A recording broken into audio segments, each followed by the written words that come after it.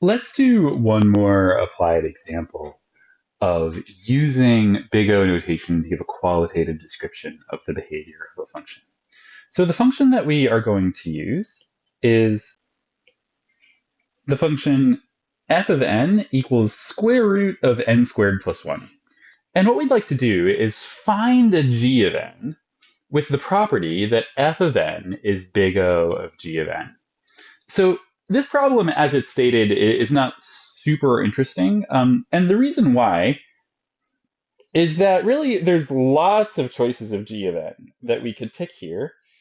For example, we could pick g of n equals n to the 1,000th power. That's not very interesting. We think probably this function square root of n squared plus 1 grows much more slowly than n raised to the 1,000th power. So this is not really that helpful as a description of the growth of this function. Let's try to find a smaller g that gives a useful bound. And what we're going to do is we're going to try to back into this smaller g using the definition. So what do we need here? We need that for some n greater than n naught, and here remember we don't know what n naught is yet. For some n greater than n naught, but let's just do a little algebra to try to kind of see what we're going for here. We need it to be the case that the square root of n squared plus 1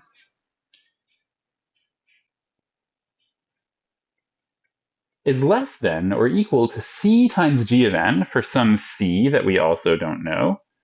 Don't know what the c is either.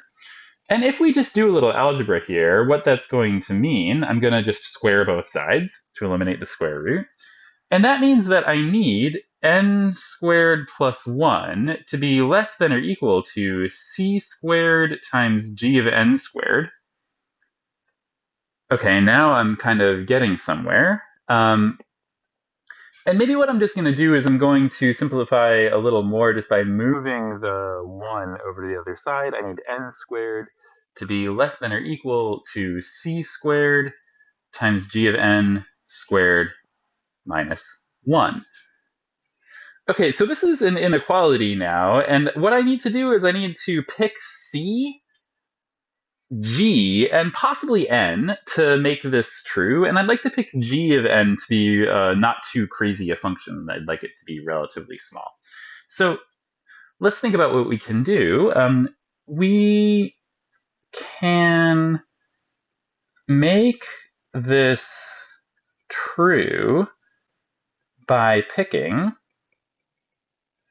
Okay, here it looks like maybe I could actually get away with picking something that would give me g of n equals n if I can pick a c that's big enough.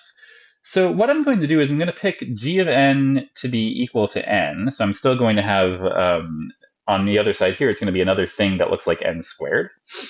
Pick g of n equals n, and what I'm going to do is I need to maybe check on what I need my constants to be. So if I consider, okay, so we want to satisfy,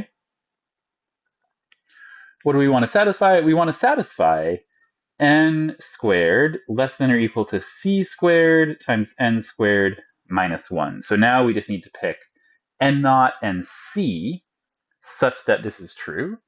And here's what I'm going to do. Let's then pick,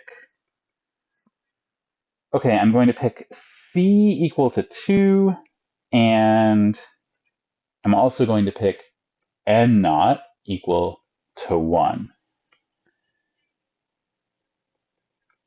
Let's check, finally, that these choices actually satisfy this inequality always. We have n squared less than or equal to, okay, so I'm checking this, but now I'm going to plug in my choice of c. So that's 2 squared times n squared minus 1, which is equal to 4n squared minus 1. And that's the same statement as saying 3n squared minus 1 is greater than or equal to 0. I'm just subtracting an n squared from both sides. And I need that to be true for all n greater than or equal to 1. And if we check, this actually is the case. 3n squared for all n greater than or equal to 1. If I plug in 1, I'm going to have 3 minus 1. If I plug in 2, I'm going to have 3 times 4, which is 12 minus 1, and so on. So this checks out. So I conclude, in summary, I've found witnesses and a choice of function showing that the square root of n squared plus 1 is big O of n itself. Now, here you might be complaining a little bit. It's nice to see the results. The square root of n squared plus 1 is big O of n. But you might be complaining a little bit. You might say, hey, Phil, how do you really know that 3n squared minus 1 is greater than or equal to 0 for all n greater than or equal to 1? And the answer is induction. If we wanted to write a fully formal proof that this works, we would need to prove this statement in some way, and the standard way in which we would do it would be induction. For the purposes of this video, I'm not worrying about it. We are just going to say, hey, imagine we did an inductive proof to show this statement. Indeed, it's true. And once we've shown that that's true, we would have shown our final result, the square root of n squared plus 1 is big O of n.